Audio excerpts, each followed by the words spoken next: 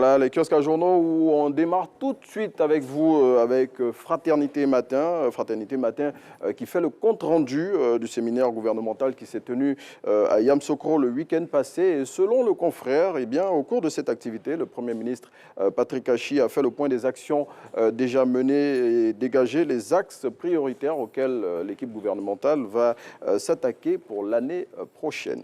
Eh bien, à lire dans Soir Info de ce jour, Soir Info que la régie vous propose à présent, eh bien, une interview exclusive de Pierre Ngou Demba, ministre de la Santé. Et à cette occasion, il est revenu sur les grandes lignes menées par son département, notamment dans la lutte contre la Covid-19 et pour le déploiement de la couverture maladie universelle qui est désormais effectif.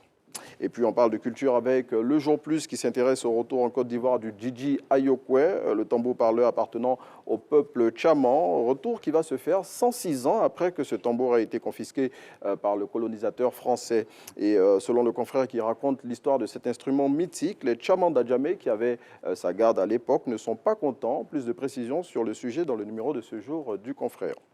Et puis on referme ce numéro de la revue des Unes avec Super Sport qui fait le compte-rendu de la cérémonie de signature de l'accord cadre entre la Confédération africaine de football et la Côte d'Ivoire qui a eu lieu le vendredi dernier. Et selon le quotidien, grâce à cet accord, notre pays obtient définitivement l'organisation de la prochaine grand-messe du football continental. Voilà, allez dans les kiosques à journaux, vous procurez les titres de la presse de ce jour. Et puis à ce niveau-là, en le faisant, vous soutiendrez le développement de cette presse. À présent, on va retrouver notre très cher Ngomble Konaté qui vient nous parler de ce